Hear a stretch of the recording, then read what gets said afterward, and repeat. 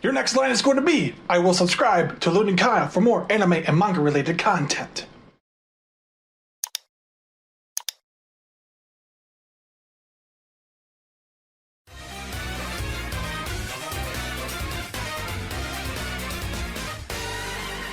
So JoJo's Bizarre Adventure Part 2 Battle Tendency does quite a few things to push the JoJo series forward.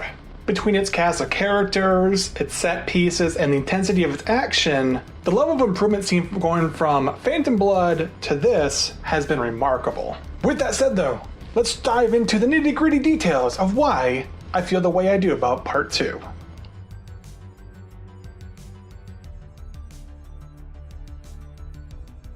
So actually summarizing Battle Tendency is not an easy thing to do, but I will try my best. So 50 years after the events of Phantom Blood, a new threat has cropped up.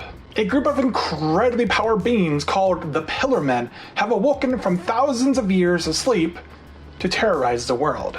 Also, it turns out that these guys are the ones that made the stone mask, which turned the deal into a vampire in the first place, kind of kicking off everything. So as Destiny would have it, the grandson of our previous protagonist has to rise up and achieve the impossible of saving the world. So what gets Joseph Joestar to begin his adventure is when our old favorite Speedwagon is kidnapped by the Nazis, as well as one of the Pillarmen. However, at this point in the story, Joseph is not quite strong enough to take out the Pillarmen on his own without a little bit of help and a little bit of luck.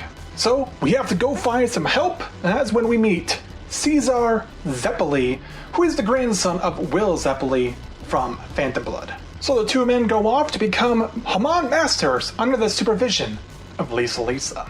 So just as our heroes are reaching the end of their training, they are attacked by the Pillarmen, because it turns out Lisa is in possession of a red stone that is what they need in order to accomplish their goals.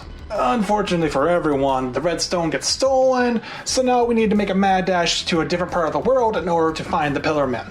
And it is here where tragically Caesar falls to the Pillarmen. Caesar! And thus it is up to Joseph and Lisa to save the world. Okay, so actually it's up to just Joseph to save the world now. So a final battle ensues in which the final Pillarman, Cars, achieves the form of a perfect being. But alas, he is no match for a single JoJo. Joseph uses the power of the red stone to erupt a volcano. Oh yeah, by the way, they're fighting in a volcano. I kind of forgot to mention that. Upon eruption, Cars is launched out into space where he is frozen and sent adrift until the end of time. And thus, the Pillarmen are defeated, the stone masks are destroyed, and everyone lived happily ever after. At least until the beginning of Stardust Crusaders.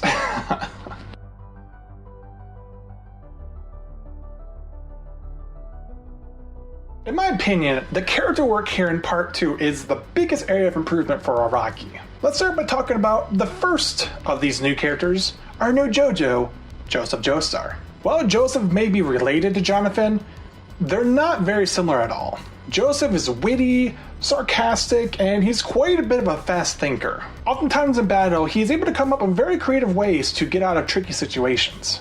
And sometimes he is just a complete goofball.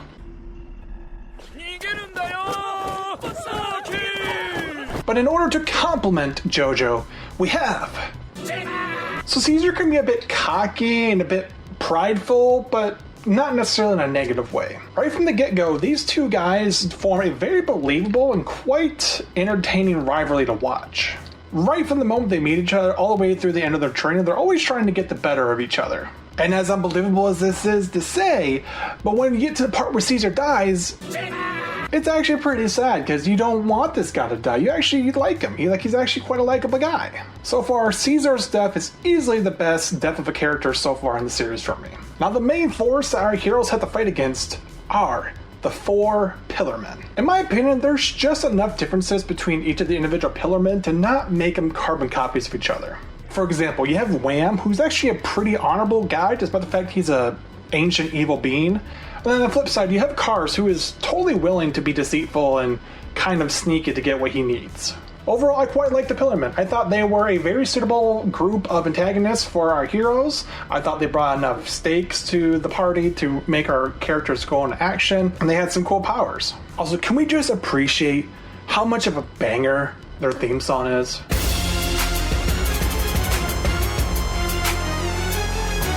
Okay, but let's talk about Lisa real quick. I liked her character for the most part. However, I feel like she got done overly dirty at the end just to make Cars look like more of an evil bad guy for the final battle. Like, she was built up to be this just amazing Haman master, only for her to then get taken out in the final fight by a single blow. And then there's the other matter of it being revealed that she was actually Joseph's mother the whole time. And that just went and made one of the earlier scenes just that much more awkward. No, God! No, God, please, no! While it's a moderately interesting twist, it doesn't really affect anything that's going on. Like, I feel like everything in this story would have played out exactly the same whether or not Joseph knew Lisa was his mother or not. But anyways, I don't want to spend all day going through the entire cast of characters, so I'm just going to say one more thing real quick. All the characters that returned from Phantom Blood were improved quite greatly. This includes Arena, Speedwagon, and Straits. Also, I can't forget to mention Stroheim. He's a cyborg Nazi. You can't make a better character than a cyborg Nazi.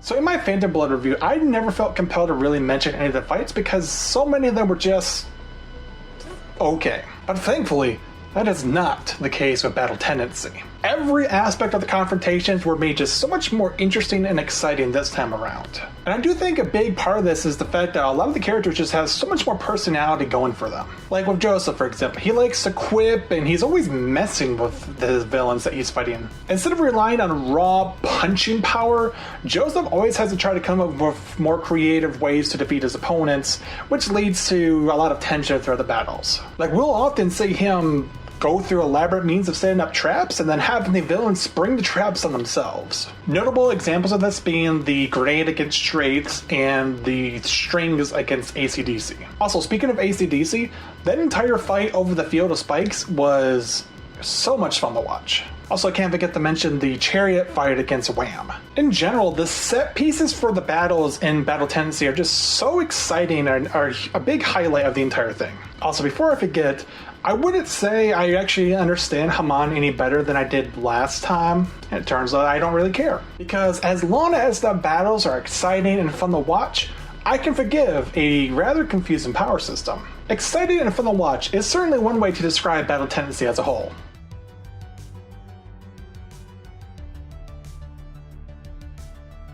So once again, let's talk about a couple of specific anime things. The animation is practically on par with Phantom Blood considering they're both part of the exact same season of television. So that is to say, I don't have a change of opinion here. It's fine, and it's perfectly watchable. Now about the music though. I really enjoyed the opening Bloody Stream. It did a really good job of getting me pumped to watch every episode throughout the entirety of the season. Also special mention to the use of Sono Chino Sodomy during the final fight against Cars. That was just perfection.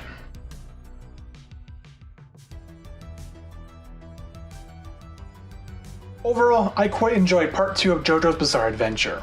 It was packed with fun fights, likable characters, and enough uniqueness to make it stand out from other anime series. I don't say this lightly, but Battle Tendency is an improvement over Phantom Blood in pretty much every imaginable way.